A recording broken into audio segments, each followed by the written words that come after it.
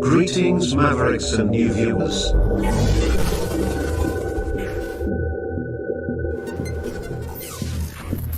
Tonight, direct and live from the Maverick News Network World Studios. This is Maverick News with Rick Walker.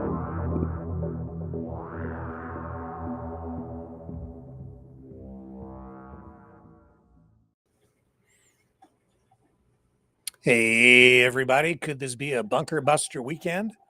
Seymour Hersch thinks so. We'll see. I guess time will tell. We'll take a look at what's going on with the situation between Iran and Israel tonight. We will also tell you a little bit about this stay order that has been granted to the ostrich farm out in Edgewood, British Columbia. And what else do we have? Oh, yes, sweeping new powers. That's what the Liberal government in Canada has tonight after passing new legislation to, well, really deliver on one of the new government's main promises to address interprovincial trade barriers and find new ways to push forward aggressively with new energy and major infrastructure projects. So all that and more coming up right here on the Maverick News Channel. And we may give you guys an opportunity to weigh in tonight as well by going to the phones. So stay with me. More right after this.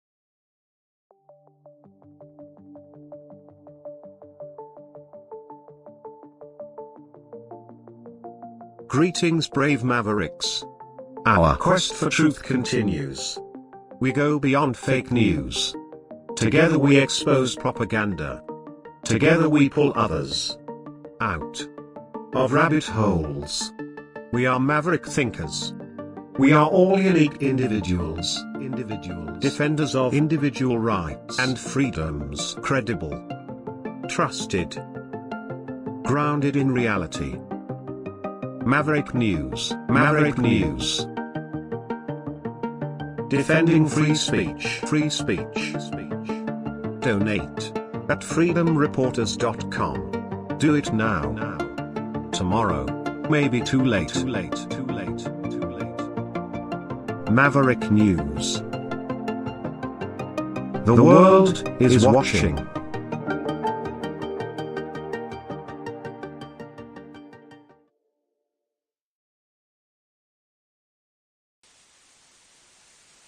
You know, someone very profoundly once said, many years ago, that if fascism ever comes to America, it'll come in the name of liberalism.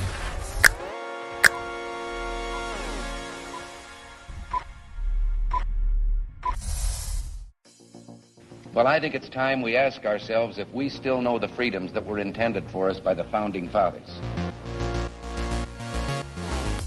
If we lose freedom here, there's no place to escape to. This is the last stand on Earth. The entire world is watching. Every dictator, every crazy dictator in the world is watching.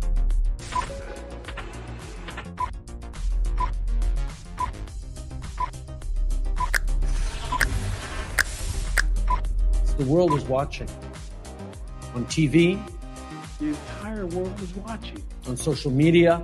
But the entire world is watching, and yes, they are seeing what we have apparently bravely been willing to say that others are thinking.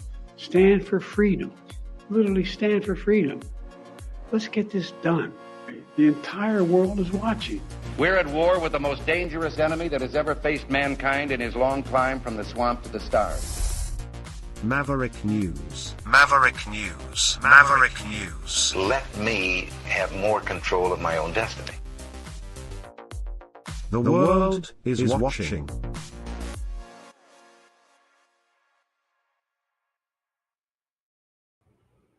We begin our live stream in Canada tonight, where the new Prime Minister, Mark Carney, has secured a significant political victory as the House of Commons passed the Liberal government's controversial Bill C-5, also known as the One Canadian Economy Act, essentially delivering on a promise to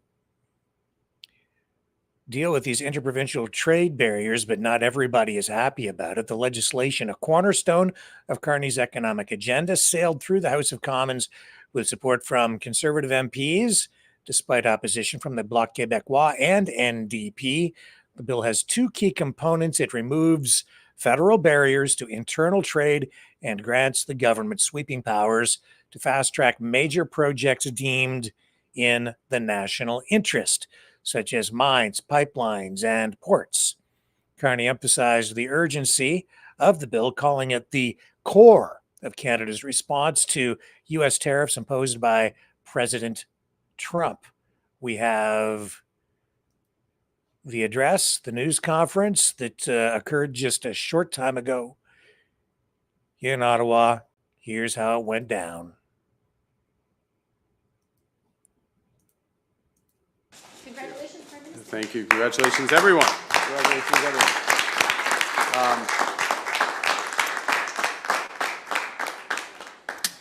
Thank you. Thank you all. I'm going to turn to the main event. You can guess what the main event is, but first, I did want to say a few words of condolences to the loved ones of those affected by the tragedy at Bow Glacier Falls in Alberta. On behalf of those who lost their lives in this tragic incident, their families, and recovery to those injured. And I want to thank the first responders and Parks Canada employees who've been conducting the search and rescue efforts over the course of the last 24 hours. So why we're here. We would only keep you here this late on a Friday, the first day of summer, for something that is really, really important. And today is a very important day for Canada. Bill C-5, our government's One Canadian Economy legislation, has just passed the House of Commons.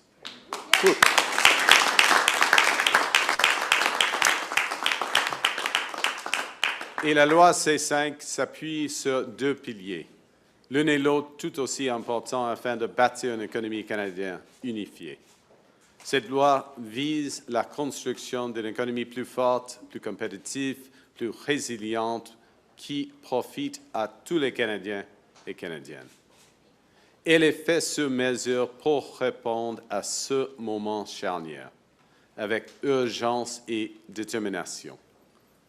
The first part of the bill eliminates federal barriers to internal trade and labor mobility, as first promised by the Minister of Internal Trade, Minister Freeland. It is our contribution to a much broader effort with all the provinces, all the territories, to eliminate the barriers that have held our country back for far too long. Barriers that cost Canadians as much as $200 billion in lost opportunities every year. That's equivalent to around $50,000 for every Canadian. And with the changes to labor mobility, it will help Canadian workers to do their jobs wherever they want to in this great country. The second component of this bill is especially consequential for our nation. Le Canada est un pays qui autrefois bâtissait de grandes choses. L'Expo 67, de sa conceptualisation à sa réalisation, n'a pris que 4 ans et demi. The St. Lawrence Seaway, 7 locks stretching over 300 kilometers that transported more than 3 billion tons of cargo since it opened in 1959, took just 5 years from concept to building. These were some of the nation-building projects of our past. Major structures built with ambition and determination that connected and transformed our national economy. They represent much of how we will build again now. But today, with this bill, the word nation carries a much greater meaning. These projects will build our national economy, and through Indigenous equity and resource management, these projects will be built with Indigenous nations and communities. This is not an aspiration. It is the plan embedded in the bill itself. L'objectif de la loi sur l'unité de l'économie canadienne a été élaboré en reconnaissance de l'importance de protéger l'environnement et les droits des peuples autochtones. Cette volonté est au cœur de celle-ci. Avec cette loi, nous allons identifier les projets d'intérêt national, c'est-à-dire ceux qui renforcent l'autonomie, la résilience et la sécurité du Canada, présentent des avantages indéniables pour le Canada, ont une forte probabilité d'être menés à bien, contribuent à une croissance propre et aux objectifs climatiques du Canada et mettent de l'avant les intérêts du peuple autochtone. Pour les projets qui satisfont ces critères, nous allons les considérer comme approuvés dès le début et accélérer le processus d'évaluation. Les communautés autochtones seront consultées de manière significative au cours du processus de détermination des projets d'intérêt national et aussi lors de l'élaboration des conditions de chaque projet. Through Canada's United Nations Declarations Act, federal laws are to be in alignment with UNDRIP and therefore respect the principle of free, prior, and informed consent. It's the right thing to do. The Major Projects Office, created by this bill, will have an Indigenous Advisory Council whose core function will be to honor Section 35 rights in the implementation. It will have First Nations, Inuit, and Métis membership and regional representation. We've already announced additional funding to support First Nations, Inuit, and Métis coming to the table to participate and to enhance capacity building in this new process, from participation in negotiations to project selection and development, and continuing to support those groups with nation building. I thank the ministers, Indigenous caucus, and leadership from across the country for sharing your perspectives and your sincere openness to getting this structure right.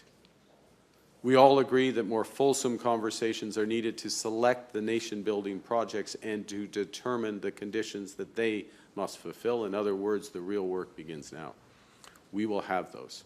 Indeed, we must have them because the bill requires them. It takes time to build trust and to build shared leadership. That means building an economy where Indigenous communities participate fully in the national economy, where Indigenous microeconomies are not isolated but integrated into large-scale projects that connect communities to the national economy, creating more jobs and greater prosperity for all. That's why the first thing we will do to launch the implementation of this legislation in the right way is through full-day summits with First Nations, Inuit, and Métis rights holders, leadership, and experts. To that end, I will be meeting with First Nations rights holders on July 17 here in Ottawa, Inuit leadership in late July, and Métis leadership soon thereafter. I'll attend these meetings alongside the responsible ministers, which will include working sessions and public roundtables. Les Premières Nations et les Inuits et les Métis connaissent les meilleures étapes à suivre pour le futur de leur communauté et ce qu'une vraie consultation veut dire pour leur terre. Je tends à étendre les perspectives, les déteneurs de droits, leurs préoccupations et leurs ambitions. Pour le faire, nous allons entretenir des discussions profondes. Les ministres Leblanc, Freeland, Goldmasty, Alty, Hodgson et les autres, ainsi que les dirigeants de la fonction publique, vont assurer des échanges contenus, ouverts et honnêtes entre le gouvernement fédéral et les détenteurs de droits. Consultation, cooperation, engagement, participation are at the heart of this bill, C5. That is how we build our nation. being a reliable partner to Indigenous peoples is not just about upholding the duty to consult. It's about enabling the creation of long-term wealth and prosperity for Indigenous peoples through full equity ownership. That's why we've already doubled the Indigenous Loan Guarantee Program from $5 billion to $10 billion, enabling more Indigenous communities to become owners of major projects. As Bill C-5 moves on to the Senate, I want to underscore that this bill and the economic potential that it will unleash for our country is critical. For far too long, when federal agencies have examined a new project, their immediate question has been why. Now, they will instead ask themselves how. The process to build in this country, which has become too arduous, has taken too long, and has been holding us back, is changing. In the past, with every year that a proposal to build a port, a wind energy farm, or a highway sat on an official's desk, we were leaving investment, prosperity, and jobs, people's careers on the table. We've been keeping ourselves dependent on foreign powers. But by building at home, we will truly make Canada strong. One strong, united, and unified Canadian economy. Breaking down trade barriers, breaking down labor barriers to build that strong Canadian economy. That's what we're doing with the introduction of today's legislation. You know, this government was elected on a promise to break down those barriers and to build things big and faster. Because we know, Canadians know, that we can give ourselves far more than any foreign government can ever take away. We can build big, build bold, build now, and with this legislation, build one Canadian economy. Nous pouvons bâtir un Canada meilleur pour des générations à venir. Merci. And I would now like to ask Minister Golmasti to say a few words.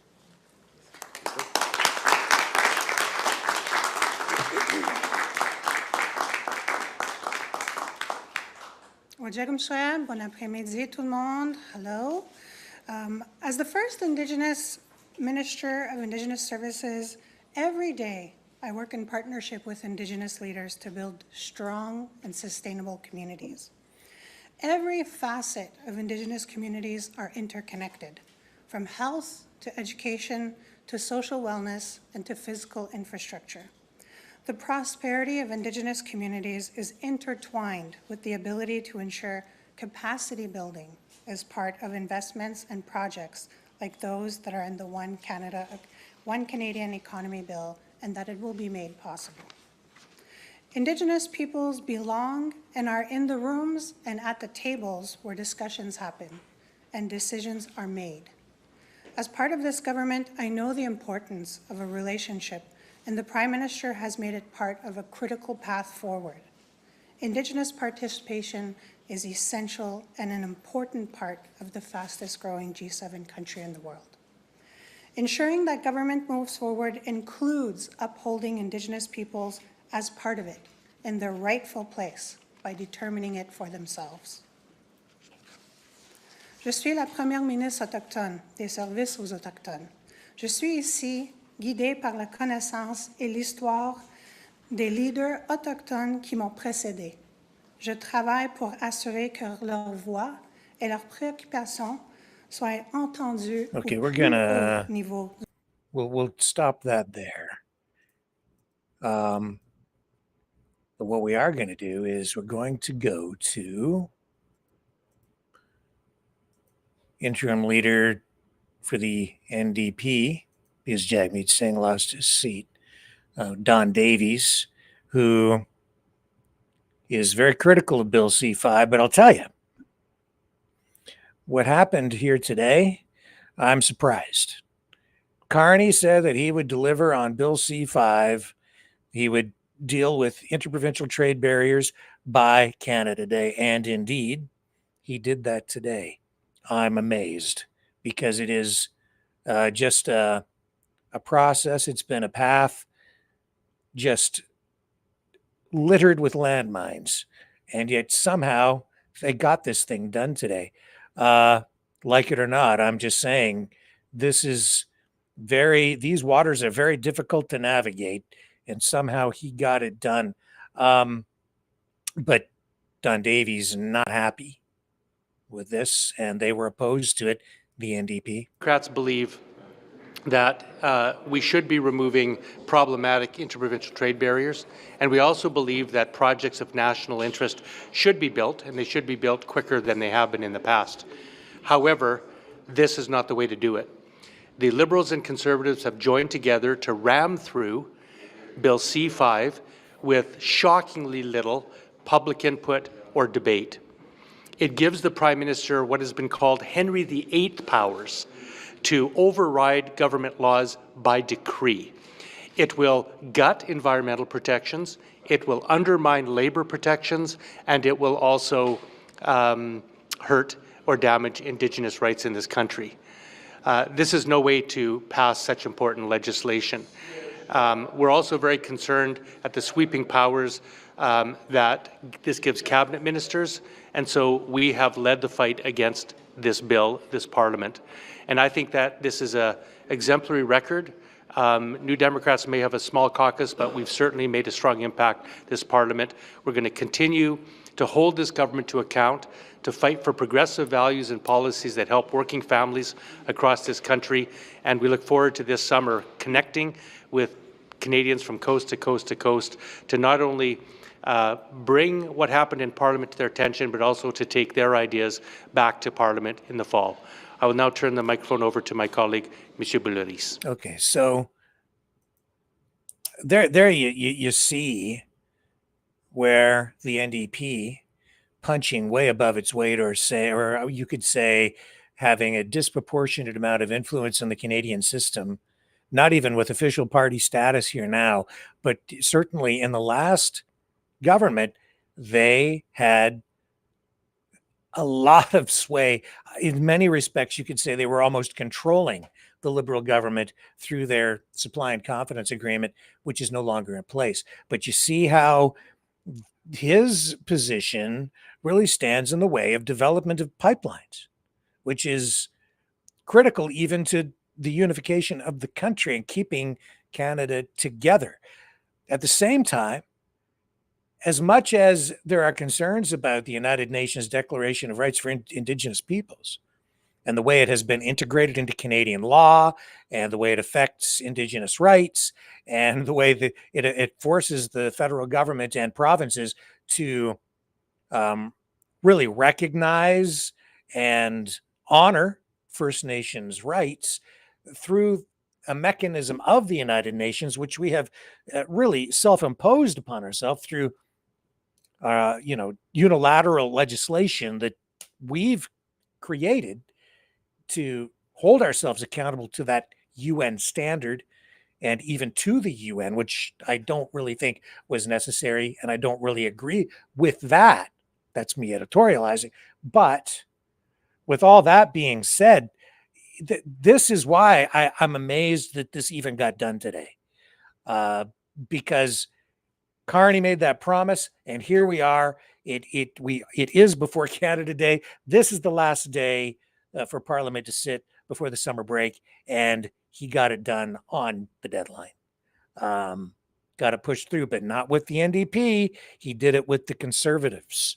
So that's something to really take note of. Now, that being said, Andrew Scheer, the current leader of the Conservative Party of Canada, because Poilievre lost his seat, just like Jagmeet Singh, and I'm not sure where Poilievre sits, but that's a whole other ball of wax. We'll get to that another time. But here's Andrew Scheer saying, "Don't be so quick to be self-congratulatory there, Mark Carney." Well, Liberals certainly shouldn't be giving themselves a gold star or a pat on the back for a piece of legislation that really just gives them the ability to get around their own barriers to project development. This government continues to double down on the failed Trudeau policies that devastated our energy sector. Mark Carney has decided to keep the oil and gas production cap in place. He's decided to keep the industrial carbon tax in place, which which puts our steel and aluminum workers at a massive disadvantage when it comes to competing against their American competitors. He has kept in place the shipping ban, the ban on shipping Canadian oil and gas into new markets in Asia. So there is still a lot of skepticism in the Canadian energy sector about whether or not this bill will actually lead to results. And that is where Canadians should judge this government, not in the theatrics and not in the rhetoric. We've seen that from Liberal governments for 10 years. This is a 10-year-old Liberal government that continues to double down on these failed Trudeau policies. Mark Carney has had ample opportunity to specifically give a commitment that he will get pipelines built. He had an opportunity when he met with the premiers. He had an opportunity in the throne speech. He had an opportunity multiple times throughout the last few weeks in the House of Commons, and he continues to refuse to commit to getting a new pipeline project built. Conservatives worked very hard on C5 to put protections in place. Mark Carney is someone who has a lot of conflicts of interest. In fact, government officials acknowledge that they are, quote, having to manage the ethics screen to deal with all his conflicts of interest. And when he proposed this bill in Parliament, he tried to give himself the power to get around the conflict of interest laws that prevent Liberal politicians from funneling cash into the pockets of Liberal insiders, or worse, into companies that Liberal politicians own assets in. Conservatives worked very hard to put those protections in place to make sure that that can't happen. So our team worked incredibly hard over the last few days to put those types of protections in place to beef up the transparency and accountability. But once again, I believe Canadians will judge Mark Carney on the results, whether or not things actually get done. Carney this week had an opportunity to repeal the Trudeau ban on gas and diesel-powered vehicles. He decided to vote against that and force all his MPs to do that. That means starting next year, it will be more and more difficult for Canadians to purchase their favorite car, truck, or minivan. And as early as 2035, there will actually be a ban on the sales of new gas and diesel-powered vehicles, which means that so many Canadians won't be able to afford a new or a used vehicles. This is what happens to Canadians when government gets big and bossy and overreaches and starts to dictate to them what kind of vehicles they need to buy. So Conservatives will continue to monitor the situation, continue to advocate for the government to repeal the failed policies of the last 10 years, like the shipping ban, like the oil and gas production cap, like the industrial carbon tax. And Conservatives will continue to be a real champion for our energy sector and the men and women who work in it. Mr. Chair, why did you vote for it then? If there's so many problems, you must have seen something useful or constructive in the bill if you voted to support it. Well, if there's even a glimmer of hope that something might come from this, then Conservatives aren't going to stand in the way of that. We've been the advocates of the energy sector. We are the ones who are advocating more and more. It was the Liberals who told our allies when they came to Canada that there was no business case for things like LNG. We were the ones trying to diversify our trading markets when it comes to Canadian oil and gas by approving pipelines to Western shipping terminals. The Liberals brought in that shipping ban to prevent that from happening. So, as I said, we worked very hard at committee to make sure that the protections were in place. We'll see what happens now. We want to see whether or not Mark Carney and the rest of the Liberal government, who have spent years fighting against the energy sector, if they can actually get results. Part of what held up projects in a previous Conservative government and indeed in the Liberal government were court battles, as you know, judicial problems, whether it be from Indigenous groups, environmental groups. Part of what the Prime Minister put forward today was a different way to go about it. Do you think that do you think that the process will avoid more court challenges, or do you think that he will come up against the same opposition that previous governments have seen? Well, we'll see. I would just point out that the previous Conservative government oversaw multiple pipelines get approved, and the robust jurisprudence around consultation was clear at the time. It was Liberal legislation and Liberal refusals when they lost court decisions to either appeal or to slightly modify the way that they handled the consultations. Liberal governments decided not to pursue that. So the end result of those projects not moving ahead were direct results of Liberal decisions. Conservatives would have supported those projects. The consultation process the way he set it up now, to meet with some Indigenous groups going forward? Do you think that there's a chance that that will facilitate what you're looking for? He has been completely unclear about what happens in the absence of a complete consensus, though that's something that Conservatives are concerned about. We need to make sure that we have a path forward, that there's robust consultations, but that it's actually possible to get a yes. The Liberal government has proven for 10 years that they're simply not interested in that.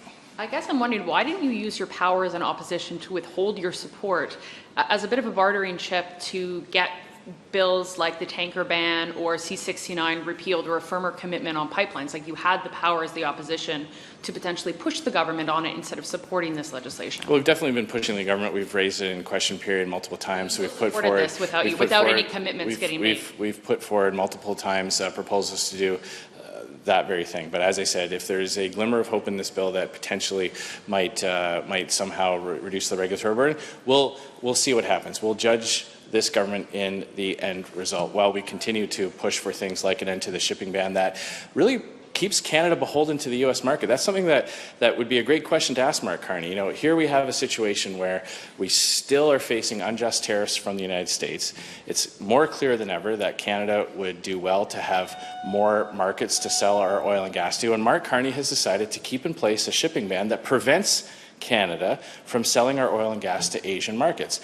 Why did he not include that? That's something Conservatives press him on. We can continue to facilitate the reduction of some of those regulatory burdens while pushing to get an end to the shipping ban and the production ban. The cap on Canadian oil and gas production will mean that all the rhetoric and all the theatre about this bill won't mean a thing if this government still imposes a production cap that means that there can't be new development in the oil and gas sector. That's something that Conservatives will continue to push for. How should the Prime Minister deal with the pushback he has received and concerns about this bill from First Nations and other Indigenous rights holders? What should his approach be when it comes to getting those groups on side?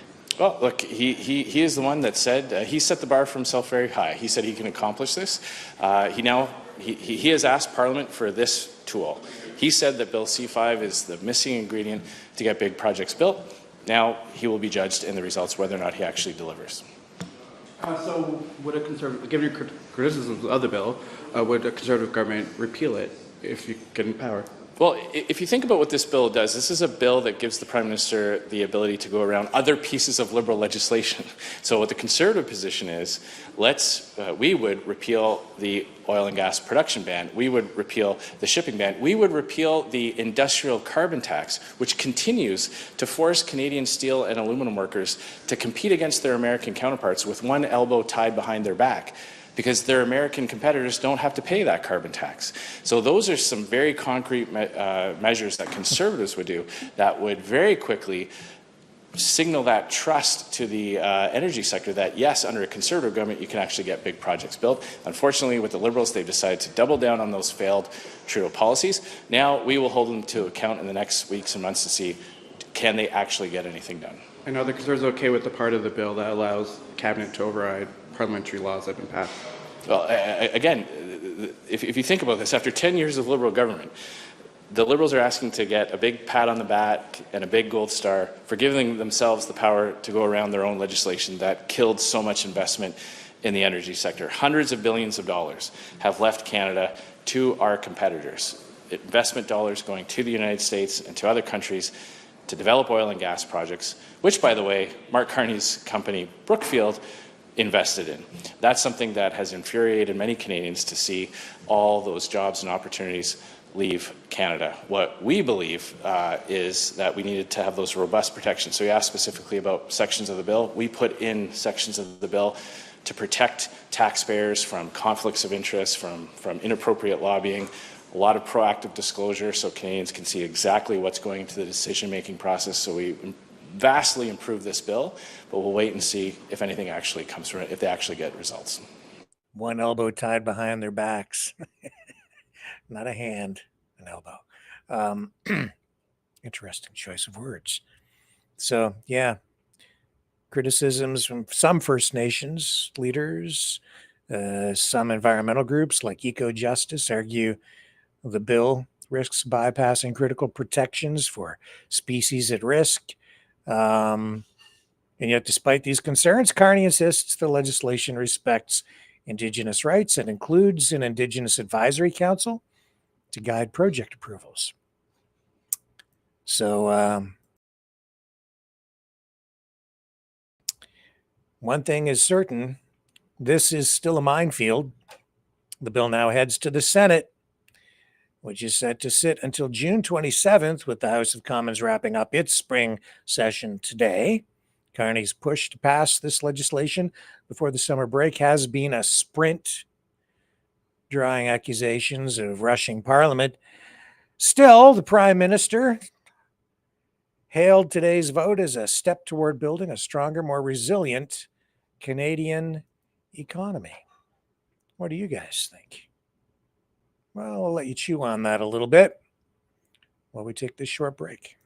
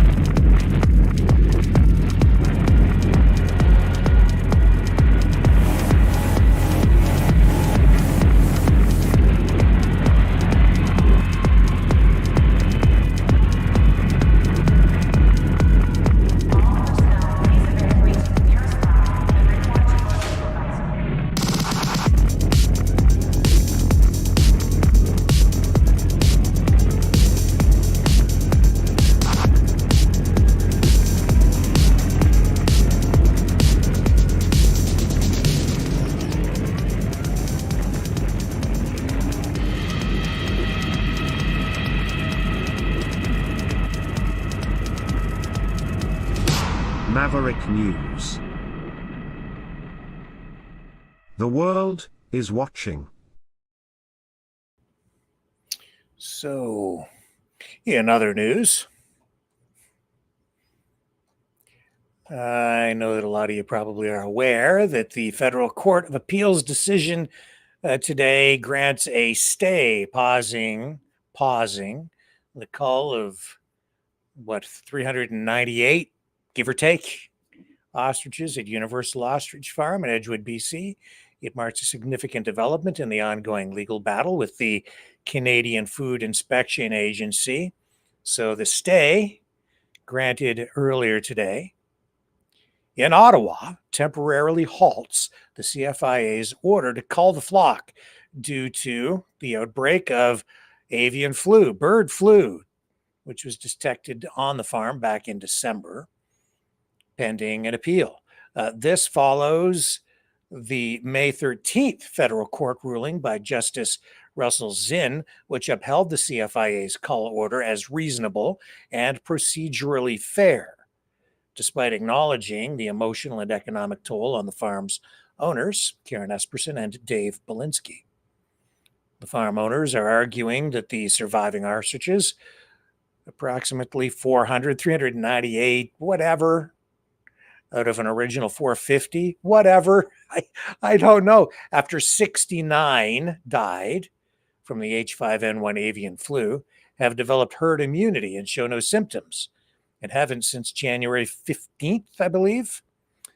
So they claim the birds are part of an international antibody research program with this university over in Japan, Kyoto Prefectural University, and are potentially valuable for fighting avian flu and even COVID-19. So the farm's unique setup with these ostriches, well, it's unique, all right. And a lot of the information that has been coming out of there, as we have highlighted here, is, shall we say, inconsistent. So a lot of concerns, some people in the area, a lot of local residents concerned. Others are cheering today's stay order, which is not entirely unexpected. The cull has now been delayed about 6 months. And all that, as the farm owners and supporters out there say that the farm has not been given due process, that the entire process is unfair. And yet it has been delayed 6 months. So what does this mean now? Well, the CFIA still maintains that the cull is necessary under Canada's stamping out policy to prevent the spread of this unique H5N1 strain, the D1 3 genotype, not seen elsewhere in Canada, and linked to a human infection in Ohio, which led to 1 human death. The agency cites biosecurity failures at the farm, including open air enclosures and inadequate quarantine measures, as increasing the risk of viral mutation and transmission to wildlife or humans.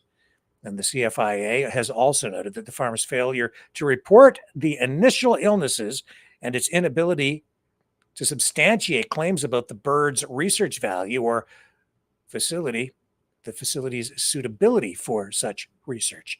And we have also provided, greater perspective and context and a more robust depth of information, I think, for everyone here through our work, along with a few others who we have tapped into for reflection and depth through court documents revealed and interviews that we have done with others who have had contact with and even contracts with the farm. So this stay provides temporary relief, but the farm is not out of the woods by any stretch of the imagination. This is still an ongoing battle. The farm faces ongoing challenges, including $20,000 in fines for noncompliance with the quarantine and cull orders. And the appeal's outcome will determine whether the ostriches, some they say have been around there for decades, can be spared, or if the CFIA's mandate to protect public and animal health will prevail. So now we move into what I think the farm advocates are calling the next phase, which will mean mounting another legal challenge, this time at the federal level in Ottawa, a federal court. And the outcome of this could potentially have precedent-setting implications, which could affect overall, in the long run, how much authority the government actually has when affecting public health orders and orders dealing with agricultural safety, food safety. It'll be interesting to watch it play out. And at the end of all of this, everything will really depend on how the court decision is written. Not just whether they win or lose, but also the reasoning behind the ultimate decision, the language that the judge ends up using. And in the end as well, this is going to extend things at least another 2 months. Because this stay order, all that this does is it just delays everything long enough for both sides in the case to prepare their legal arguments for another court challenge, which will move forward with different kinds of arguments, not just the arguments that we saw put forward in the original case where the farm lost. That was simply to determine whether the CFIA had the authority to order the cull or not. But this, I think, will result in a broader array of evidence being presented and broader arguments. I've not read all of the paperwork on this, so I'll have to dig into it more to see exactly where this is ultimately going to end up in terms of the direction and the potential for legal precedent at the end. But I'll tell you this, it will delay things. And I'd say 2 months at a minimum. I think more likely 4 is realistic. And this could drag on for another 6 months because the wheels of justice, such as they are, really do turn slowly. And then who knows what will happen out at the farm between now and then or over the course of time as all of this drags on. There's a lot of water will pass under the bridge between now and the time when we actually get a court decision. So, big development out there at the farm today and in Ottawa, and this does move things ahead. And then even if a decision is reached, I'll tell you, this has become an international thing because of the information war that has engulfed it. And as a result, even at the end of this 4 to 6 month period, you get a decision. There's still a potential that if someone had the resources, either side, depending on the way it goes, could appeal this again to the Supreme Court. Believe it or not. So this story from this out of farm out in the middle of nowhere, up in the mountains, has turned into a precedent-setting case that could have long-lasting ramifications on many levels for our food safety, how much it's pitting property rights against public safety issues. It's a complicated web, I'll tell you that. So we'll continue to follow this. What else do we have for you today? The bunker buster weekend. Yeah, everybody's talking about the bunker buster. Bunker buster this, bunker buster that. And everyone is looking toward this weekend. Not everyone. Because Trump said 2 weeks, right? I was thinking about that. 2 weeks. What was it when the pandemic hit? It was 2 weeks to flatten the curve. Where did that come from? Who was president at the time? Trump. 2 weeks to flatten the curve. And now it's 2 weeks. He is the 2-week president. 2 weeks for this, 2 weeks for that. 2 weeks to make a decision on the Israel-Iran situation. And I'd say it's because he's having trouble making a decision. Can't make a decision, so just say I'll make a decision in 2 weeks. Anyway, that being said, some people don't think that it's going to take Trump 2 weeks. Some people think he's already made up his mind, including Seymour Hersch. Let me see if I can find his post here. Computer's a little bit sluggish here. American journalist. I need to let the computer catch up. Sorry, folks. It's bogged right down here again right now tonight. So yeah, I did report on this a little bit last night. This computer, internet, the hourglass of death.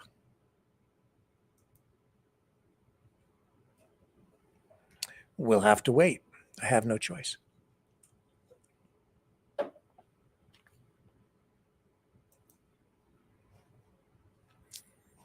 I can't do a single thing on here. I can't even see the screen. Gotta love digital technology.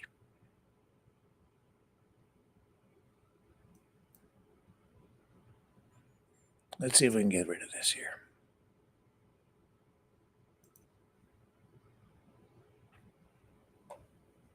My apologies.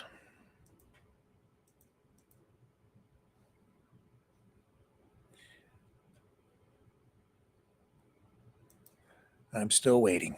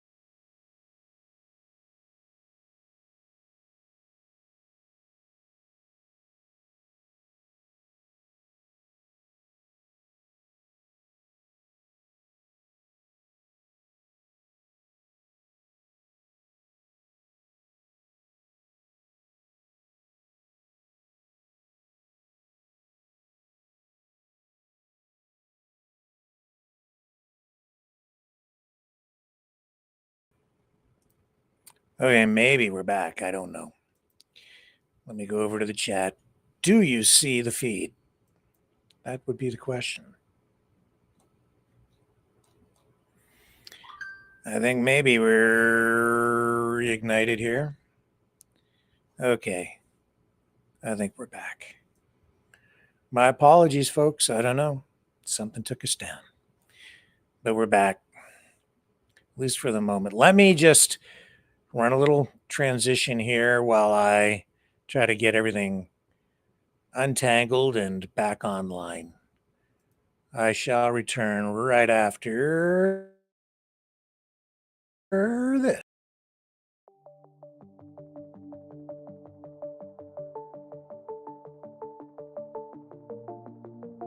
Greetings, brave Mavericks. Our quest for truth continues. We go beyond fake news. Together we expose propaganda. Together we pull others out of rabbit holes. We are maverick thinkers.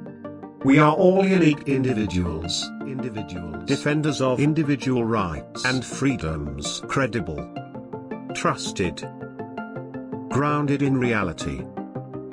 Maverick News, Maverick News. Defending free speech, free speech. Donate at freedomreporters.com. Do it now. Tomorrow may be too late. Maverick News. The world is watching.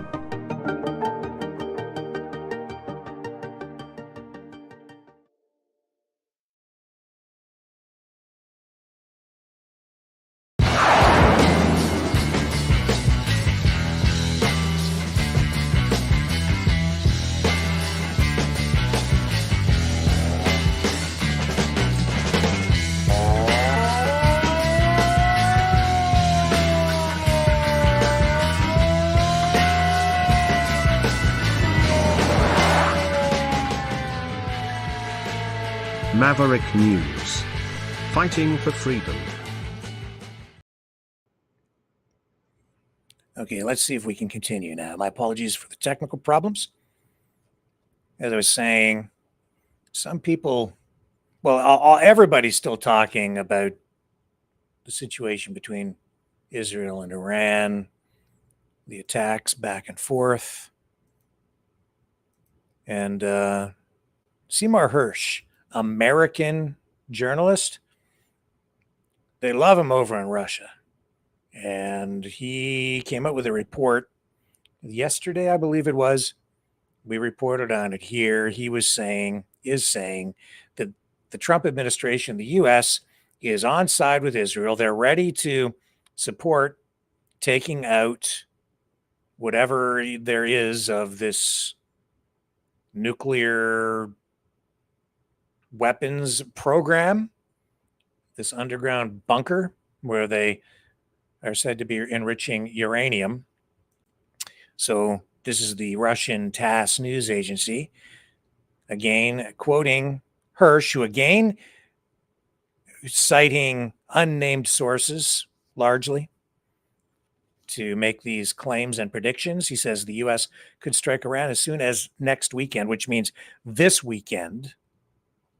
It says here the U.S. is preparing a massive airstrikes on Iranian territory in the coming weekend. This, according to noted American journalist Seymour Hersch, citing sources in Washington and sources, just sources, and among Israeli insiders. According to the journalist, the operation will entail heavy American bombing. A senior Washington official told Hersch that all will be under control if Iran's supreme leader, Ayatollah Ali Khamenei, departs. However, Hersch emphasized that it was unclear how that could happen short of his assassination. He says, quote, there has been a great deal of talk about American firepower and targets inside Iran, but little practical thinking, as far as I can tell, about how to remove a revered religious leader with an enormous following. And Trump has not ruled out the possibility of striking Iran. Yesterday, the White House said the president will decide within 2 weeks whether the U.S. will strike Iran. In an interview with Khan, Israeli Prime Minister Benjamin Netanyahu said that overthrowing the Iranian government is not the goal of the country's operation, but it could be the result. He also said that no one in Iran will be immune to Israeli attacks. Overnight into June 13th, Israel kicked off Operation Rising Lion, aimed against Iran's nuclear program. Less than 24 hours later, Iran launched a retaliatory attack. In the following days, Tel Aviv and Tehran exchanged strikes again. Both sides reported casualties resulting from these attacks and acknowledged hits on several targets within their territories, though they claimed the damage was limited. So I would say this is a test of a test for Seymour Hersh, who has made many predictions over the last few years, including, and then he also had that story that came out blaming the U.S. for the Nord Stream pipeline explosion, citing, again, unnamed sources. And I was buying into that for a while, but I'm skeptical now because I'm just seeing with Seymour Hersh, I would say an over-reliance on unnamed sources. And so we'll see how good his sources are this weekend. If the U.S. bombs Iran, then I guess we'll have a confirmation that Seymour Hersh has extremely reliable sources and that these people are, that he's got the inside dope. We'll find out one way or another. And we won't have to wait long for him. We may need to wait a little bit longer to find out what Trump is really doing, because 2 weeks is still about 13 days away or 12 days away. That being said, everybody's talking about the bunker buster. It's like that's the thing I have about war coverage, is it turns into, especially with online streaming and television, it's like sports coverage. I find it really distasteful, but that's the way it's done. It's this side against that side. It turns it into a competition. It's just like watching a football game. When you watch it on TV, they get the same kinds of graphics up the maps, and they move their little icons around, and it's like watching, the players on a screen as a graphic, and they're moving this player here, and the arrows showing this thing and that thing, and that's what's going on right now. And they're selling this war to us in a lot of ways, especially people like Lindsey Graham, Ted Cruz, the people who want to attack Iran. On the other side of the equation, you have people sometimes that you're questioning whether they're truly patriotic or not, because it gets so heated and passionate. Now, that being said, regardless, everybody's talking about the bunker buster. It's just got a real ring to it, does it? The bunker buster. And whenever a war starts, that's always the peak at which you'll find public support. And once they drop that bunker buster, well, that will be, and I hate to use this phrase, but won't that be entertaining, at least for a 24-hour news cycle? And then the reality of war might set in. We might see that this thing isn't going to be over just because you drop a bunker buster. It might evolve into something much more serious and protracted.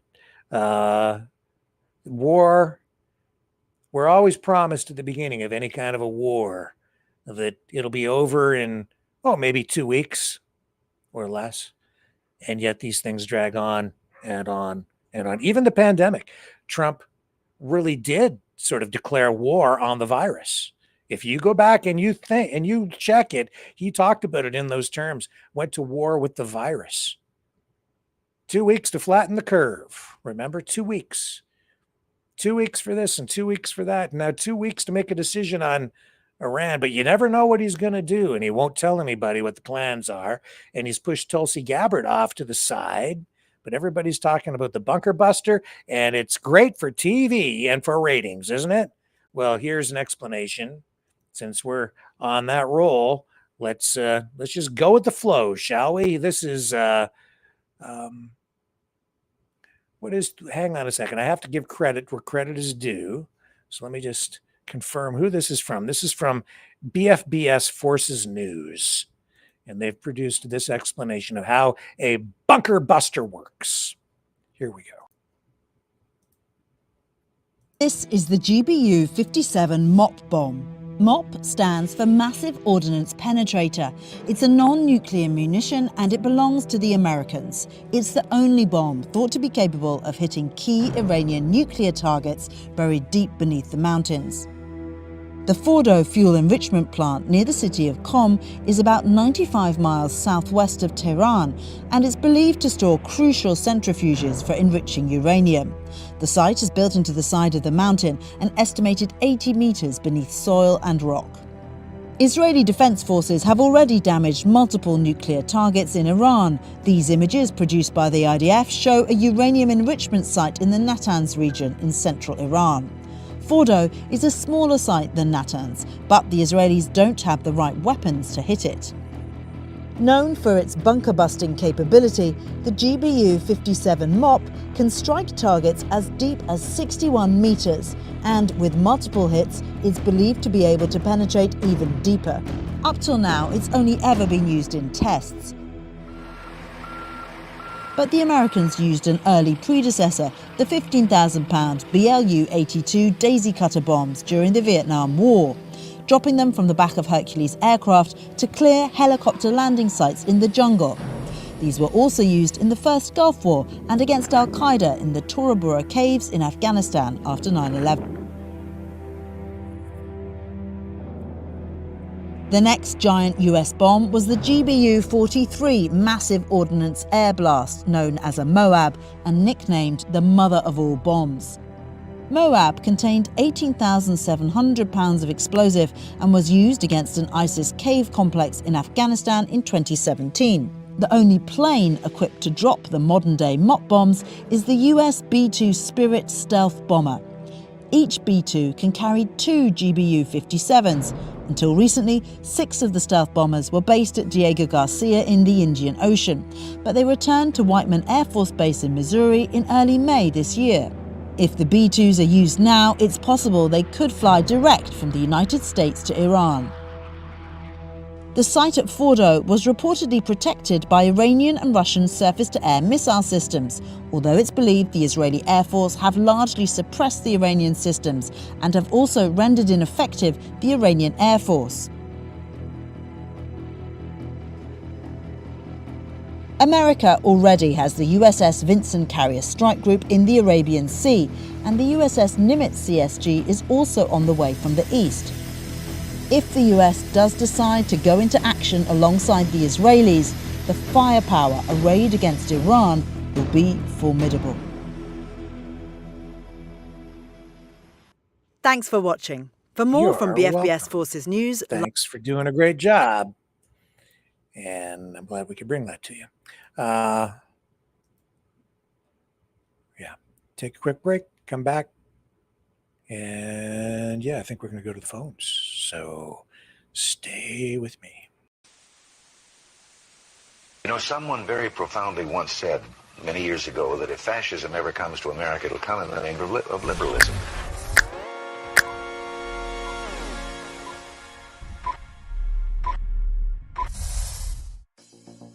Well, I think it's time we ask ourselves if we still know the freedoms that were intended for us by the Founding Fathers. If we lose freedom here, there's no place to escape to. This is the last stand on Earth. The entire world is watching. Every dictator, every crazy dictator in the world is watching.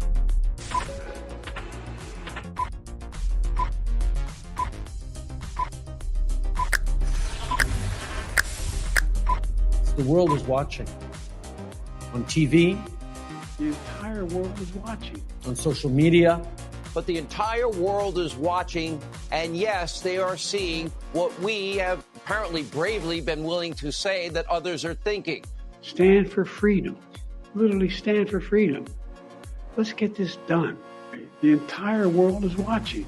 We're at war with the most dangerous enemy that has ever faced mankind in his long climb from the swamp to the stars. Maverick News. Maverick News. Maverick News. Let me have more control of my own destiny. The world is watching.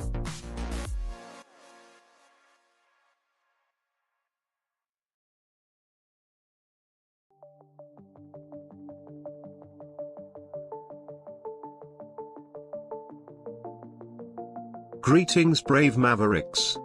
Our quest for truth continues. We go beyond fake news.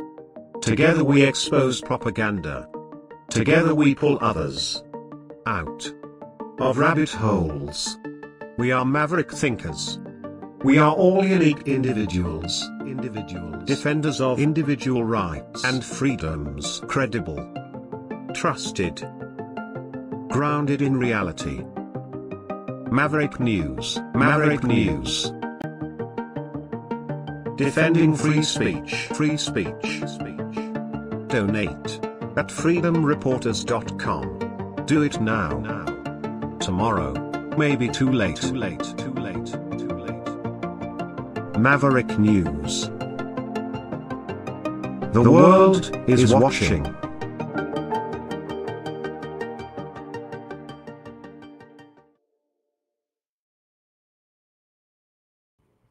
So before we go to the phones, I just wanted to address something because I had several people texting me since yesterday about the story that I touched on last night about the new drug or vaccination even. Vaccination twice a year to combat AIDS, HIV. And the studies have shown apparently that it pretty much stops transmission with a high degree of efficacy. That's what the studies show. We shall see over time. But there were some people who, I don't know exactly where this came from, but they were saying, yeah, but Rick, back in when HIV and AIDS first became a big problem, a lot of people were dying from the medications. And then a couple of people were zeroing in on Magic Johnson, the basketball player. I remember those days vividly, almost like they were just yesterday. In fact, I was with my news director on the streets of Windsor, and we were walking down the street, and there was you could see this news conference through the window of an electronics shop. And it was Magic Johnson. I didn't know what it was about. My news director didn't know what it was about. It was 1991, I believe. And there was the news conference where he was announcing that he was HIV positive. And so we just thought it was something to do with basketball. And some big money contract or something. Found out the next morning. It was it was like nighttime because we'd been out at some sort of a business thing, news thing, dinner. Anyway, we were just walking down the street together and we saw this. And I still remember that. And I felt bad because I said something about just, how sports stars are overpaid when compared to, average people, which is still probably true because they make millions and millions of dollars. Some of these guys, while other people go to work every day and blow out their knees and break their fingers and risk their lives doing backbreaking work. But that's another issue. Nevertheless, Magic Johnson. The reason I bring this up is because some people overnight texting me saying, and citing him specifically for some reason, saying that he is still alive because he didn't take any of the drugs. I don't think that's really true. I don't think that's true. And I remember that AZT, which was, I think, the first drug that was approved for treating HIV and AIDS, that was a problem, especially in the high doses in the beginning. And a lot of people did die from taking AZT.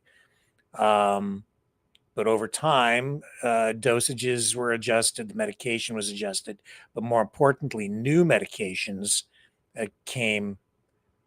were developed. There was a 3-drug regimen that it finally came available. And in any event, I'm just addressing this tonight because I've prepared some notes because it isn't really true. There's been a lot of controversy surrounding AIDS treatments and a lot of prejudice especially in the early years. A lot of fear in the early years. Things have shifted, changed over time. The treatments have shifted and changed over time. But Magic Johnson, basketball star, always at the center of it because of his high profile. And yeah, it was 1991 when Magic Johnson, 32 years old at the time, Los Angeles Lakers superstar, announced he was HIV positive. And at that time, he said he was retiring immediately. Because the doctors told him his body couldn't take the stress, and if he continued to play, that it would speed up the progression of HIV into full-blown AIDS. So, and at the time, HIV was widely misunderstood, often seen as an immediate death sentence and a disease that affected only certain groups, specifically the homosexual community. And Johnson, a Black heterosexual man, shattered those stereotypes. He contracted the virus through unprotected sex, a fact he later shared candidly in interviews, emphasizing that HIV could affect anyone. Although I think that, his promiscuous lifestyle, being a sports star, a celebrity, how things go when you're in a position like that. I don't think I need to say anything more. But Johnson's diagnosis came during a routine physical before the 1991-1992 NBA season. His doctor broke the news after calling him back from a preseason game in Utah. And then initially, Johnson feared the worst, thinking he was going to die, and talked about that in a number of interviews. Now, at the time of his diagnosis, there were, as I said, only one FDA-approved drug, AZT, was available. And Johnson began treatment with AZT, contrary to a lot of the posts that you'll find on social media and through some, let's just say, alternative streaming services. But by 96, things had changed because then you had antiretroviral therapies. It was like a triple dose of different medications. And Magic Johnson went on that regimen as well. And that kept his viral load undetectable, meaning that he has not ever really developed full-blown AIDS, and therefore remains alive and has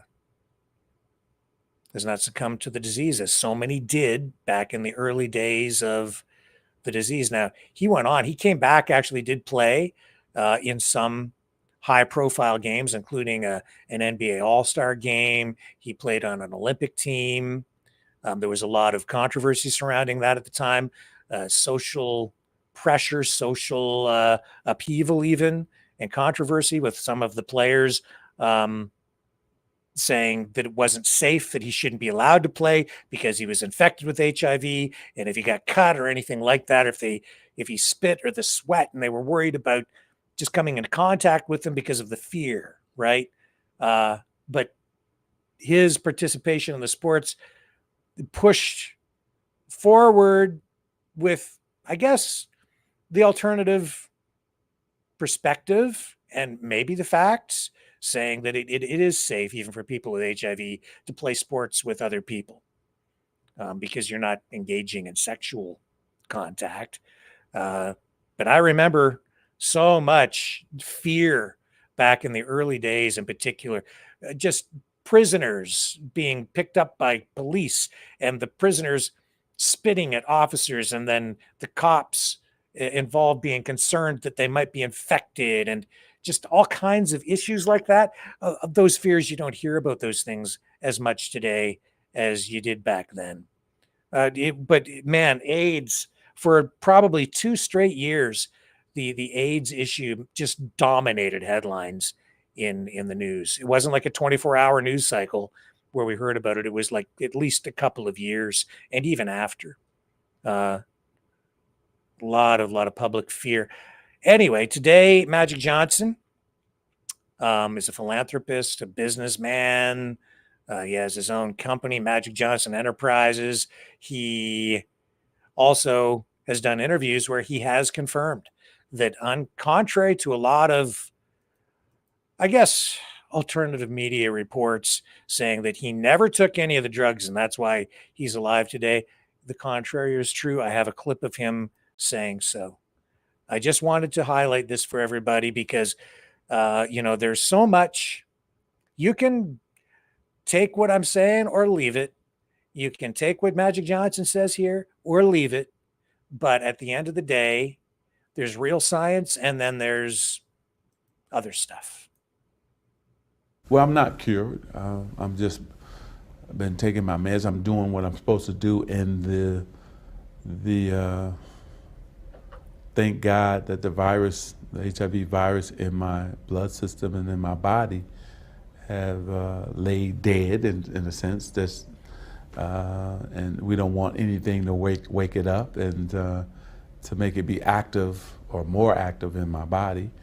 And so, no, there's no cure. And even if I can just have this life that I have, and with the virus living inside me, I'm okay with that if a cure never comes. So I think that all of us, we just want to live for a long time. It used to be an instant death sentence when you had and announced HIV, and it would turn into AIDS. But now with the medicine and with all the advanced science that we have today about HIV and AIDS, and people like Dr. Ho and other great people who work in the HIV and AIDS community, if you go and get tested in early detection, you can live for a long time. And this does tie into what we've been covering out at that farm, because there are people out there who, have views on viruses that, well, leave them vulnerable. Leave us all vulnerable. And that court case, what comes out of that could leave us vulnerable. And at the end of the day, when it comes to science, it doesn't matter what you believe. It really doesn't. What matters is what is true. Let's go to the phones. You guys can join the conversation, at least for a short time. Here's the number to call.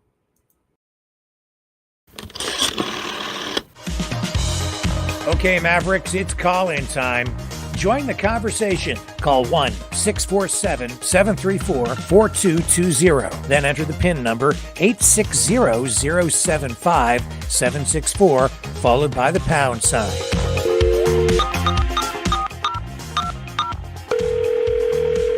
Exercise your right to free speech. Call 1-647-734-4220. Then enter the PIN number 860-075-764, followed by the pound sign.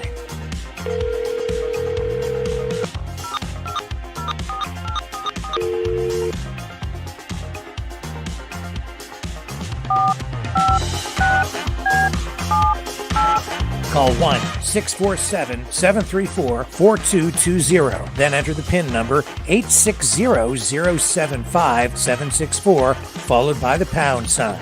Maverick News. Call now. The world is watching and listening to you.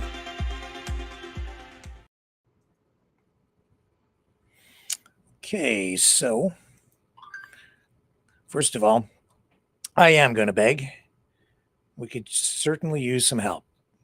We're running ultra lean and bills to pay. If you are so inclined to support the channel, you can do that by going to freedomreporters.com and donate there, or you can e-transfer to our w581@aol.com and make sure you complete the security question and add the note or answer Maverick, all lowercase, so that we know what the answer to your security question is automatically. I don't care what question you sign, just make sure the answer is Maverick, all lowercase, and then we'll be able to complete the donation process. Yeah, we do have t-shirts back in, and we've got, so any donation of $30 or more, if you provide your address, I would be happy to send you a complimentary Maverick News t-shirt. Just tell me what size you want, and you can have it in any color you want as long as it's black. And we also have polo shirts with the embroidered Maverick News logo on them. $50 or more, and I would be happy to send you one of those as well. So we've got shirts, and we've got hoodies and sweatshirts as well. So for $60, you can have a hoodie or a sweatshirt, and you can donate at freedomreporters.com or through e-transfer at rw581@aol.com. Yeah. And yeah, we did not get like $200,000 or $250,000 in donations here. But it would be nice to be able to pay the bills to get our website back up because we still haven't raised enough to do that. And it's been over a month. And we'd like to be able to pay the other bills here for like the streaming software, the software that we use to produce the videos. There's a whole host of things. Our subscriptions, even Rumble, cost us money. And we're not monetized. So I leave it with you. If you want us to continue, it is up to you. It's really that simple, but we do need your help. And I'm not joking. So that's the way it is. Now, that being said, what is the number to call tonight? You can join the conversation at 1-647-734-4220. Punch in the PIN number 860-075-764, followed by the pound sign. That's 1-647-734-4220. And then punch in the PIN number 860-075-764, followed by the pound sign. I'll leave that up on the screen so you guys know what number to phone. And yeah, please like, share, subscribe. Hit the like button. Give us the thumbs up, especially if you're watching on YouTube. That really helps over there. Oh, you can also donate through the Rumble rants, by the way, over on the Rumble channel, if you're so inclined. But it is entirely up to you guys, and thank you so much. I'm humbled every time we get support from you every night, and I do appreciate it very, very much. So phone lines are open now, and I'm just going to run the promo one more time with the phone number to call so that you guys can join the conversation. Here we go. Okay, Mavericks, it's call-in time.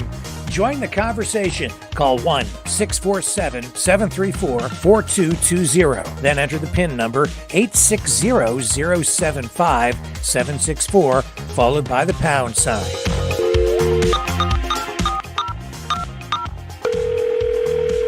Exercise your right to free speech. Call 1-647-734-4220. Then enter the PIN number 860-075-764, followed by the pound sign.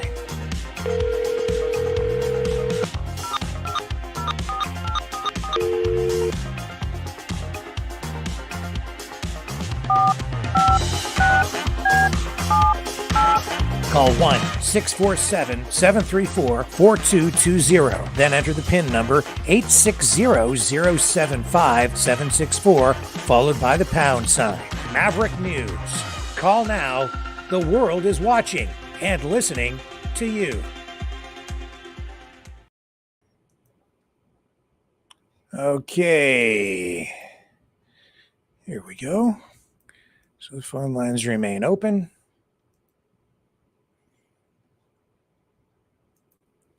Let's just see what we got going on here. All right. So I don't know. What do you guys want to talk about tonight? Do you think that Trump is going to take 2 weeks to make a decision? I think he will. I don't think he's going to do anything before. I don't think he's going to do anything over in Israel, Iran, at least not in the short run. And but I also don't think it's good. Yeah, because I don't think it's going to happen this weekend. I think that Seymour Hersh is going to end up with his egg on his face this time, because he's made a prediction based on inside sources, and I don't think that those sources, whoever they are delivering the real goods to him in this case, or maybe they have, if they even exist, the correct information, or maybe I'll end up with egg on my face for saying that. I don't know. I just think that's a bold prediction, especially in light of what we've seen from Trump, where he seems to backtrack on all of these things, and everything's about 2 weeks. So we'll see. We'll see. We shall see.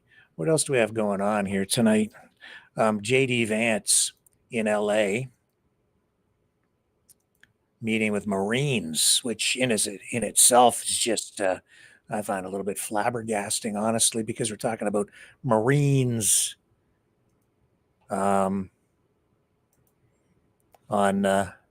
American soil dealing with domestic unrest and protests. Okay, let's bring our first caller of the night on. I think I know who it is, but we'll have to confirm as we get him up on the screen. And I think it is our good friend John. Is that you, John? Rimby John, Rimby. How are you guys tonight, Maverick News? How are you tonight, John?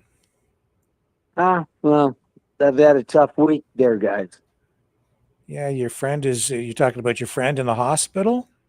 Yeah, but I got a, who's their other caller on the line there, bro? Other caller? I don't think there is one. I think it's just me and you. Just me? Oh. Yeah. I talked to you earlier in the week. Yeah.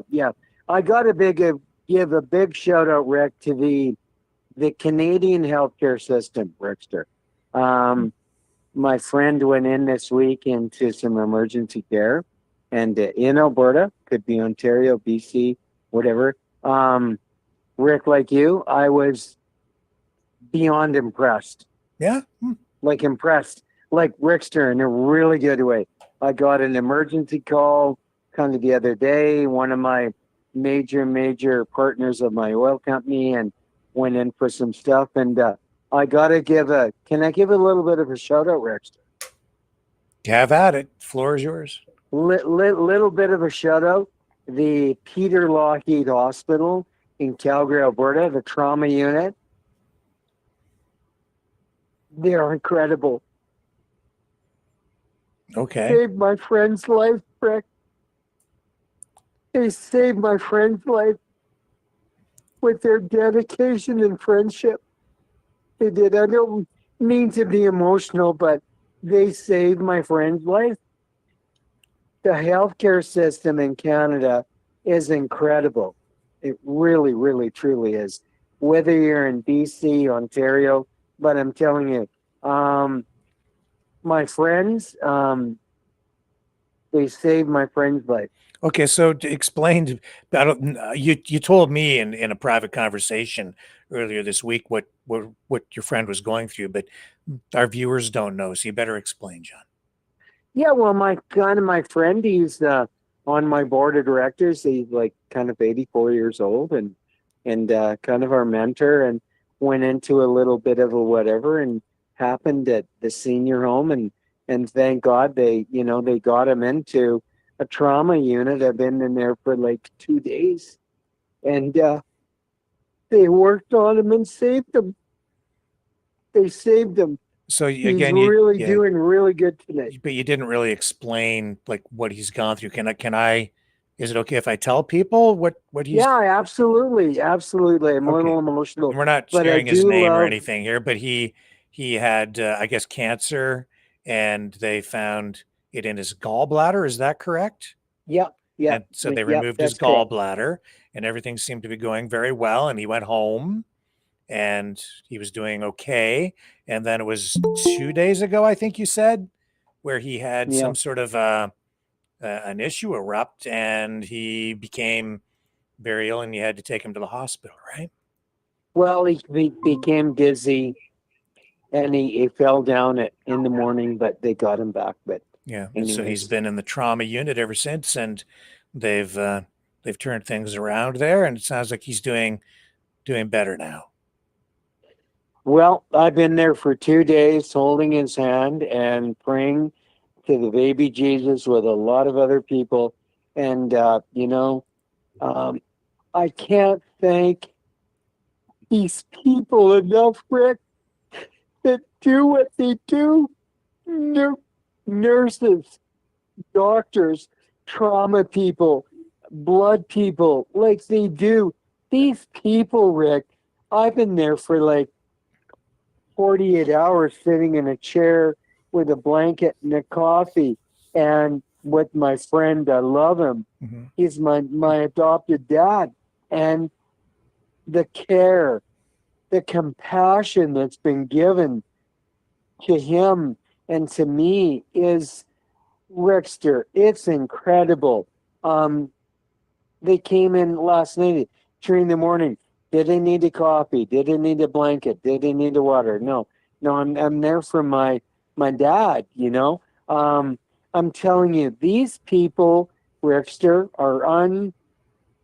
they're just soldiers of the country. They're angels. They are actually guardian angels, Rickster. And I love all of them, from the trauma unit to the this, to the that. And, they deal with this every day of the week. I don't. Yeah, well, this the health is out of my wheelhouse. No doubt about it, John. The healthcare workers do a fantastic job. The nurses, everybody at the hospitals, they are first class, and the doctors, that's for sure. And we have another caller joining us on the line. Who's there with us? Hello, it's Norfa.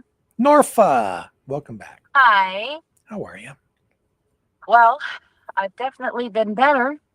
What's up? Yesterday was my first day back to having the pit removed out of my stomach. The what? The pit removed from your? Is that like figuratively speaking, or like? Well, I had a very nasty situation happen to me on the road with an individual, and it had me actually scared for my life.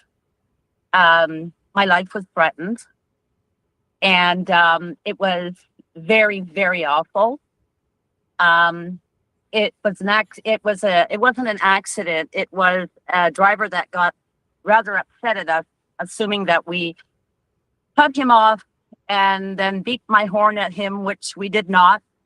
But in the new trucks these days, if you don't set your parking brake, the horn automatically goes off. So I shut my door right away, and I said to Art, I think this guy thinks that we just beat the horn at him, which we didn't.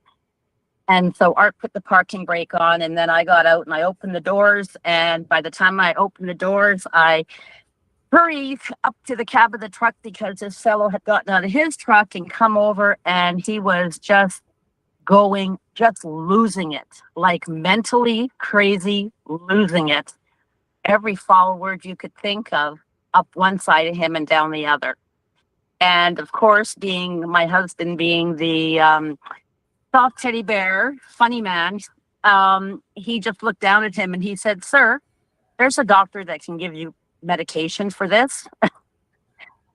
And anyways, that just made his whole demeanor just explode even more. But anyways, this fellow, I went up to him and I said, whoa, I said, what is the problem? And he says, you guys cut me off. And I said, we did no such thing. And he said, plus, I'm not talking to you. He said, and then I said to him, well, I'm talking to you. The first time around, he said, you shut up, I'm not talking to you. And then I said, well, I'm talking to you. And then he said to me, shut your mouth before I smash you and kill you and your dog too, and your dog too. So he went into the warehouse, and at this point, I'm crying, I'm trembling in fear. And I went into the warehouse because we were loading 2 docks apart, which is not very much space. And I went into the warehouse to load, and I told my crew, they said, what's going on? I said, that guy just threatened my life. And I called his company. I took pictures of his truck, and I called the company immediately and told them what went on. And he told me to calm down because I was rather upset at the moment. And so they know who the driver was. I didn't even think to take a picture of him, but I would recognize him again. And I got a picture of the truck, his company name, all that stuff, the license plate. And I told my crew to load the truck. I said, you guys, I can't do this right now. I'm just beside myself. And the warehouse fellow came over to me because I could hear this fellow. He was still ranting and raving to himself, looking at me, swearing, and getting loud again. And he walks over towards me at my dock, and his arms the whole time were flailing in the air, yelling and swearing. And the warehouse fellow came over, and he said, you guys need to settle down. What's going on? And I said, that S of a B just threatened me and my dog's lives. And the forklift operator, he just said, look, we can't have this here. And I did not speak another word. And that abusive driver wouldn't stop. So the warehouse operator told him, go back to your truck at your dock. And I kept a close eye on him because I was very scared at the moment. And then when he finished loading before we did. And I was looking out while my crew was still finishing loading our truck. I was looking out the little windows through the dock doors so I could make sure that he was getting in his truck and going to leave and not come bother Art or, come with a bat to our truck. I mean, I have no way to know. So anyhow, I'd seen him walking towards the cab of our truck, and I ran out of the warehouse, and I walked up to the cab of our truck, and he just took pictures of the driver's door and the front of our semi. And then he danced away, like literally danced away, swinging his arms. And all he said was, USA, USA. And then he said, get the S out of my country. And he drove away. And I called the police, and 3 officers showed up. And where were you? Chicago Heights, Illinois. I see. And this was on June 13th. Okay. And I've never been, my life has never been threatened ever. And I guess maybe I've taken it so hard because it was the first time it happened. And I was just a disaster for 2 days. And even, just talking about it, it's kind of getting a little teary-eyed here, but I think that's just the after effects now. But I'm doing better. But I have filed a report because it's my understanding that is a criminal offense in the USA. So I have my dispatch backing me up, which is really nice. I wrote my victim impact statement up, and I'm going to see to it that he is charged. And though he may never see jail time, I mean, not that he really did anything wrong, I mean, physically, but scared the heck out of me big time. And so I'm working with the lieutenant right now, and he didn't realize that it was quite this serious, I guess from his officer's report. And when I explained to him what went on exactly, he said, definitely, he also supports me and that I should definitely see this through. I'm a believer that, we complain so much about things in life, but if you don't stand and take the initiative to make wrong change for the better, then nothing ever does change, right? Mm-hmm. So I'm feeling, I'm a little on edge about it, but if it means that I stand alone, then so be it, because I'll know that I have done the right thing in the long run. Well, I'm sorry that you've gone through that trauma. Thank you. Yeah, Thank you, Rick. that's it's hard to shake something like that off when you really do feel legitimately threatened like that. 100%. Yeah. And the funny thing is, I was telling our dispatch as well. I said, this fellow, he couldn't have had this situation happen to nicer people from Canada. And I mean, I'm always one, no screaming, no yelling. We're going to talk about it. And if we can't, then you're going to step away or I'm going to step away until our temperature goes down. And then we're going to talk about it. Yeah. Just as I get older, I find that, no, I'm going to talk or have a conversation with somebody, but we're not going to talk over each other. What everyone seems to do these days. It doesn't get you anywhere, right? So he was chanting USA, USA. So yes, he was upset, I guess, because he saw the Canadian license plate. Yes, but I'm not 100% sure. Like I said to Art, I said, I wonder if he thought I was Mexican before he had seen the license plate, because I'm Native Indian, but I've passed for being Mexican before. And I'm wondering if maybe he thought that's what I was, because I know a lot of type of people like this individual that had happened to me with do not get along very well with the Mexican people in the United States. So I'm wondering if maybe it was that too. Could be. Yeah. Yeah. Interesting. I saw Mike Pence did an interview. I didn't see the interview, but I read the article saying that he is warning Americans in general, but especially I think people on the conservative side, that the populist movement is sort of mutating into just an anti, what was the word that he used? Sort of an aberration of an anti-woke movement, not like true conservatism. And I think what he's really saying is there's just too much prejudice, too much hatred, too much 100%. Yeah. And it's becoming focused on that more than that's becoming the core of it. And that is very dangerous. And I have to agree with him. Like, I think Mike Pence, honestly, I know that people are upset with him because of the J6 thing.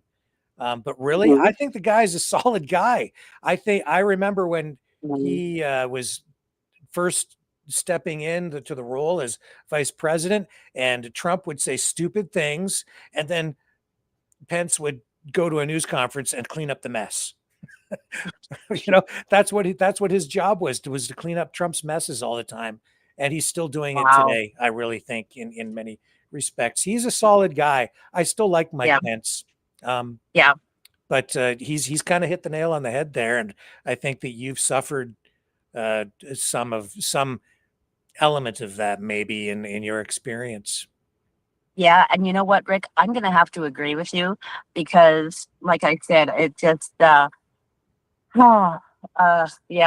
I'm definitely going to agree with you on there. There just seems to be, I mean, there's so many times, whether it's in traffic or I got to go into a truck stop, fuel up, whatever. I mean, I'm not happy 724. That wouldn't be normal behavior. However, I'm always just, getting that door.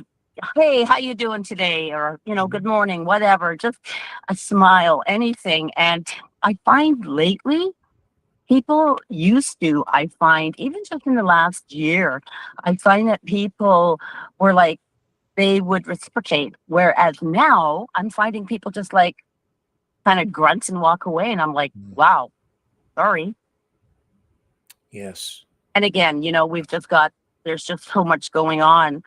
That's not good. And people are struggling. And I guess maybe some people are taking it out on others. And I mean, maybe even I've done it unintentionally, but, things are really tough. Yes. And when things are tough, it's easy to convince people to blame somebody else or to blame a 100%. group of people, right? Right. So, yeah. And it's funny when you were talking last night, on a happy note now, I was going to call in last night and I said to Art, I said, I would love to call into the show tonight. I said, but unfortunately, because you said to talk about your childhood memories, what you're doing for the summer, and I think, well, there was a third thing I can't recall, but I told her, I said, I would love to call in. I said, but there's only one problem here.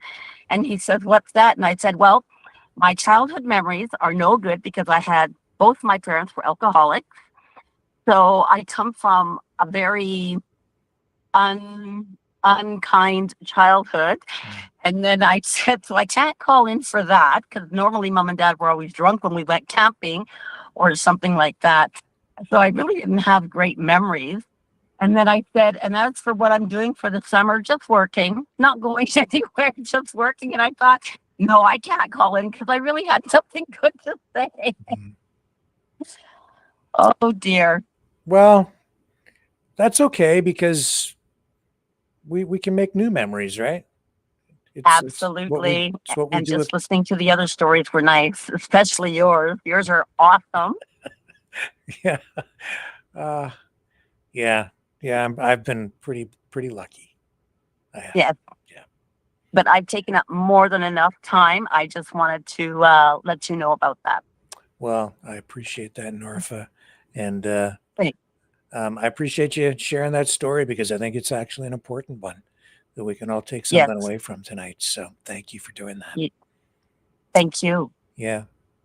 And with that, hey, you know what? We're going to wrap up a little bit early tonight, folks, because I'm going to go spend some time with my wife tonight. So I'm not going to do the movie thing this evening. I'm sorry. Rick, I know. Yeah. Rick, Yeah. the first time in your life spending time with your wife. Yeah, I know. She deserves it. Or maybe that's not the right. She deserves it. No, I'm joking. I'm joking. But just I just wanted to throw it over to you guys for just a quick final thought, and then I'm going to share the SpaceX explosion just because it's fireworks and that's entertaining. Okay, hang on, Rick. I don't think anybody got hurt, so I think it's okay to show it. Go ahead, John. Give me your final thought tonight, quickly. Well, Dragon first. Dragon's not here. North is here. Okay, North, you go first, my dear. Oh, okay. Well, my final thought is simply be kind, be helpful, and don't let anyone ever take anything away from you. Stand your ground. That is my final thought for the day. There you go. And hey, you know what? I'm going to make it easy for you tonight, John. And this is sort of appropriate. Do you remember the old Walton's TV show? The what? I love Norfa. I love her attitude. Okay, the Walton's TV show, John. Do you remember watching the Waltons? Well, no, it's not the Beverly Hillbillies. Just say good night, John boy. Just say that for me. Well, Just Rick, say it, it's not John. the Beverly Hillbillies. Don't. Good night, John boy. Good night, John boy. Okay. And, Good night, John boy. And here's the SpaceX explosion. The SpaceX explosion? Yeah, the SpaceX explosion. Oh my God, you're gonna boom it. Yeah, Good night, Mars. We're not quite there yet, but what we do have is Maverick and the News Brothers. This was this week, by the way, just a couple of days And the ago. orange orangutan. Yeah, but tonight, John. And the ostrich. Tonight it's Mega Mars.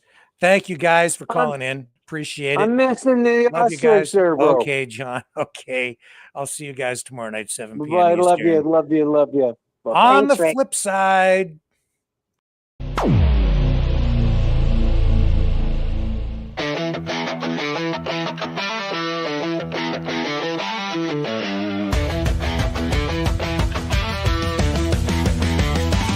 He's got a plan, it's bold and grand, taking over land, sea and sand. Canada's ours, Greenland's in the mix, the Panama Canal's just another fix. But Mars, oh Mars, you pesky red sphere, your spying drones are making it clear. It's a threat to Earth, a cosmic sin, but don't worry folks, he'll make Mars great again.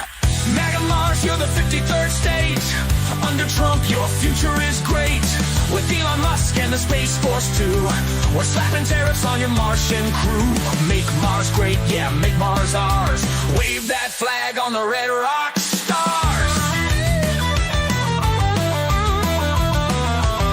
We'll impose sanctions, taxes, and fines. Martian exports know they're crossing the line. The Martians cry foul, but Trump doesn't care. He'll build a space wall floating up there. Elon's on board with rockets ablaze. The stock market's loving this Martian craze. He says, trust me folks, I know the deal. Martian gold is ours, this plan is real. Mega Mars, you're the 53rd state. Under Trump, your future is great. With Elon Musk and the Space Force too, we're slapping tariffs on your Martian crew. Make Mars great, yeah, make Mars ours. Wave that flag on the red rock stars.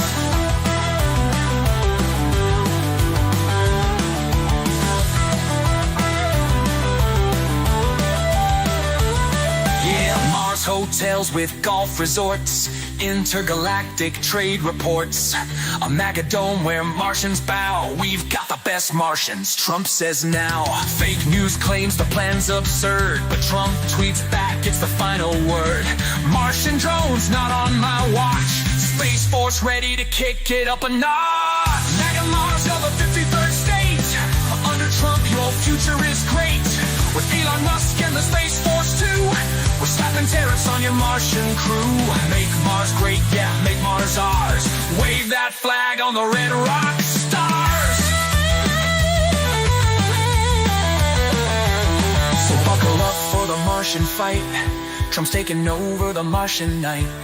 It's all for freedom, it's all for the win. Oh, say can you see, he'll make Mars great again.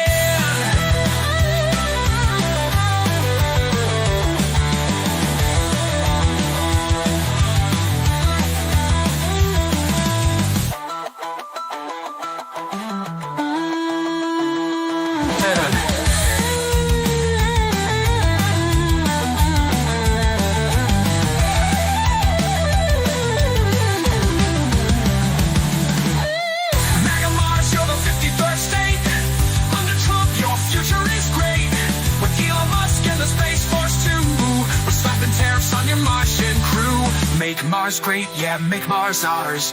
Wave that flag on the red rock stars.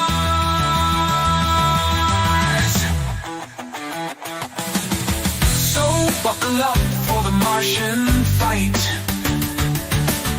Trump's taking over the Martian night. It's all for freedom, it's all for the win. Oh, say, can you see, he'll make Mars great again.